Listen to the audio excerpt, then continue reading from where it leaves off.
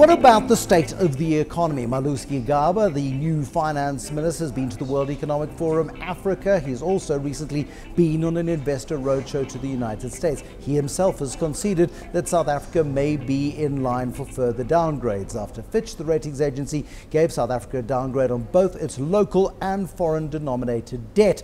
And of course, we are sitting in sub-investment grade as far as our foreign debt is concerned by Moody's, one of the world's most influential ratings agencies. Should they pull the plug on our investment grade on domestic debt, then we go into what Tito Mboweni, my guest this evening, might take offense to: full-blown junk status. Something that when he was Reserve Bank Governor of South Africa, we'd just come out of junk status into investment grade. You had it kind of easy, I suppose, as the new Reserve Bank Governor after the Kristals era and the run on the rand. But South Africa was coming out of its pariah status. The world was giving us the benefit of the doubt. We were investment grade. Times were good. Are we headed over the investment grade abyss once again? I did a basic looking back calculation the other day, and I noticed that it probably took us about 27 years first to get out of the junk status that we were in 1994 into the investment grade that we obtained, which we have just lost now. We have now gone into junk status.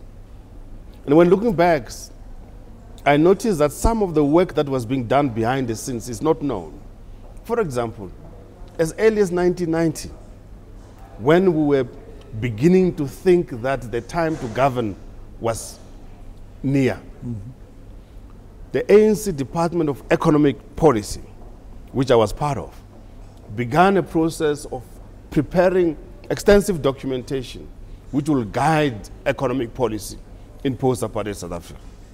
That's one. Two, we began to train a larger number of ANC economists who would hold key positions in post-apartheid South Africa. We began to teach them what is a ratings agency, how do they go about their business, and so on and so forth. In some instances, we noticed that some of these economists lacked postgraduate training. So we sent them overseas again to go and train in postgraduate studies in preparation for. And then Trevor Manuel, myself, Max Sisulu, and others spent... Jill Marcus, Maria Ramos. I mean, no, Jill Marcus was not in the was she not? economics department, no.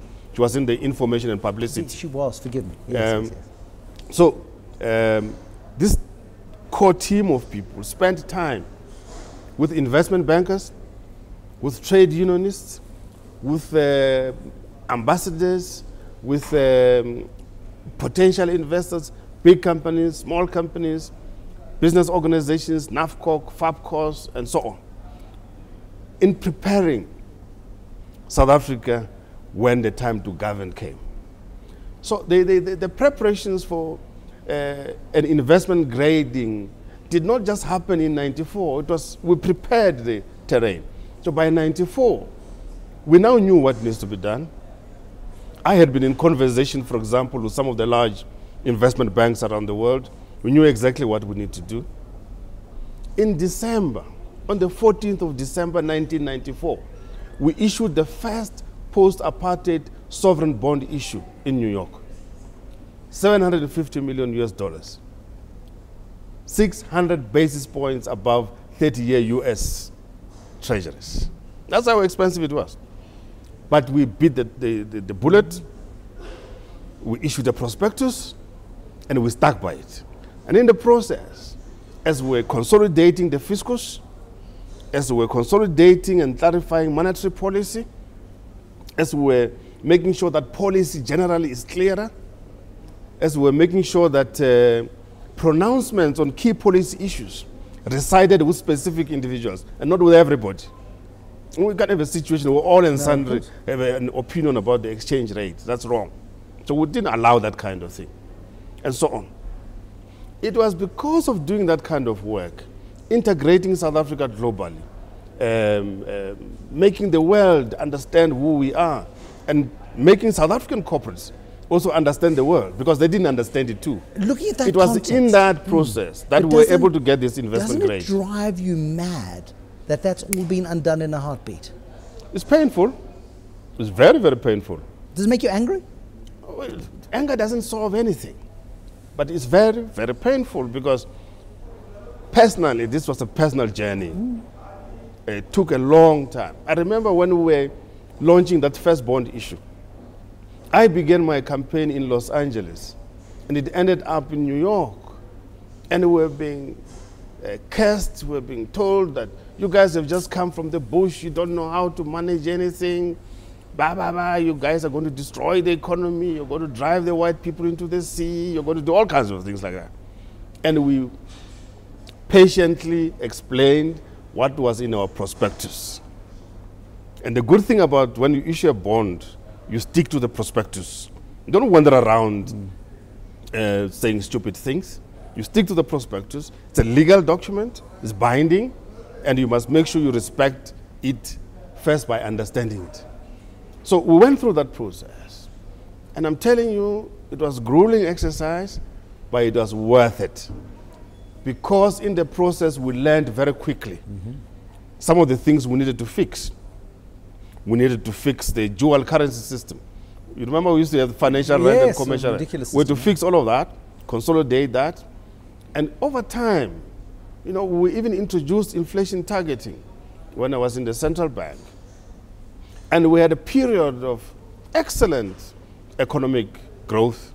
People criticized it that maybe it was not inclusive enough, but that's not the major issue. The major issue is that we consolidated the economy, we stabilized the macroeconomic policy situation, and we became known for what we represent. We had stability in the National Treasury. Do you trust? We had the Minister of Finance for over 15 years. Do you trust Malusi Gigaba as Finance Minister? It's not about trusting this or that. The key issue is we must maintain a fiscal stance that's credible. And the National Treasury officials will make sure that happens, I'm sure. Secondly, we need to make sure that our pronouncements on economic policy are consistent, clear, and not confusing. Thirdly, we need to make sure that nothing that's outside the fiscus, nothing that's outside the budget review, the budget statement and so on, is allowed. Because if that's allowed, then we're undermining the fiscal stance. If they just focus on that, and secondly, focus on ensuring that the institutions which are there to support fiscal policy remain strong and in place, then there's nothing to worry about.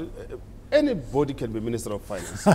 Well, I wouldn't, but you might. You could do very well, actually. When we look at Chris Malekane, Prof. Chris Malekane, the advisor to the Finance Minister, massively controversial, 1,400 words in the Sunday Times, 36 mentions of white monopoly capital or derivatives of that, not a single mention of growth, inclusive or otherwise. He's again been shooting his mouth off after being told by the Minister to not shoot his mouth off. Should the Minister fire him? Is he a distraction to fiscal certainty? Look, I wouldn't worry about Chris at all. He's a young man who's trying to find his ground. And in time, he's going to mature. And I like his enthusiasm and his passion. Is he therefore appropriate right now as an advisor to the current Finance Minister in the time of crisis? Look, he's a colleague of mine at Wits University, so we're in the same department, so must be careful about what to say about colleagues. You want him spitting at you in the passage. I don't want colleagues to refuse to offer me tea next time I'm at the university. But he's a young fellow. He's going to find his ground. He's going to soon discover that there's a difference between a state institution and a Department of Economics at a university. He's also going to learn that when you are in an official position, you leave your personal views at home. You'll pick them up when you leave the official institution. He's going to learn that.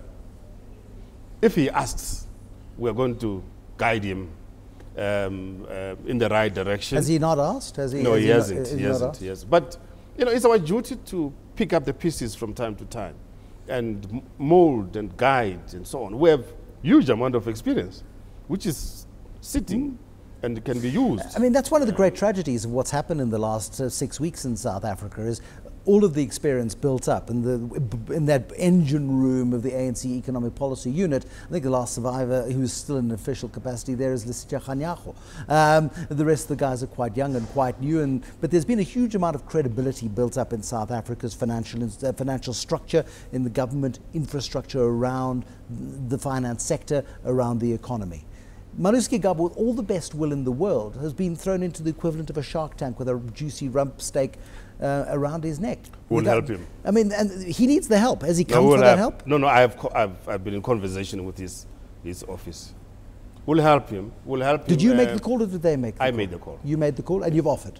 Yes. And has that offer been taken up as yet? Well, there's been I've not had a conversation with him. I think he has been very busy. He has. He has been to see investors, and he has been to the meetings of the IMF and the World Bank. But it's something I've been doing with Malusi Gigaba for a long time, long before he became minister. Because you got a good working relationship? Of course we do. This is him, Malusi Gigaba, Fikile Mbalula, Sihle Zikalala, and a couple of other. It's a young crop that is going to lead South Africa into the future. They come from the Youth League. So that intergenerational mix and share of experience is very important. So for a long time, we've been talking to these youngsters. Sometimes they get out of order, and we try and point out to them that they're out of order. But there is no ready-made leader. Everybody has to be trained, groomed, shown the way.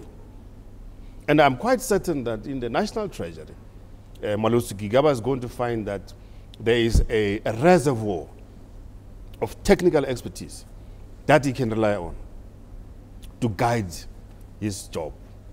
And he also needs to understand, the Minister of Finance is not the economics czar.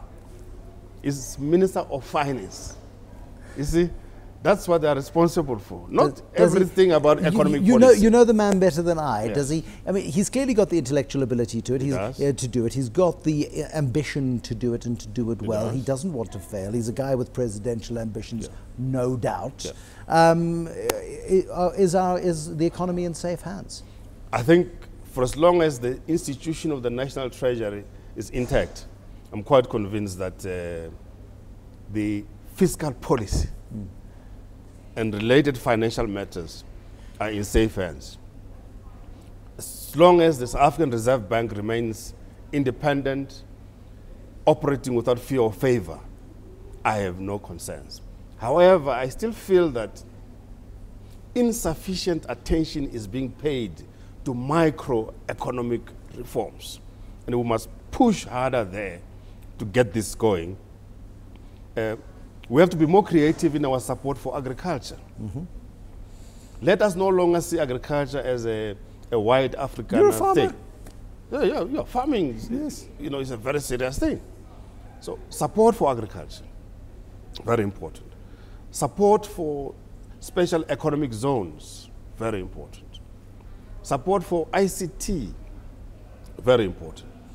Which brings me to a creative interrelationship between the ICT technology sector and what used to be called technicons, universities of technology, and also make better use of the PVET system, and grow an intellectual community around that in order to propel the economy further, and focus more on education and training. Somebody has to fly the aeroplanes. So focus on mathematics, not whatever they call essential mathematics, whatever it is. Mathematics literacy. Don't focus on that thing. I don't know where that thing comes from.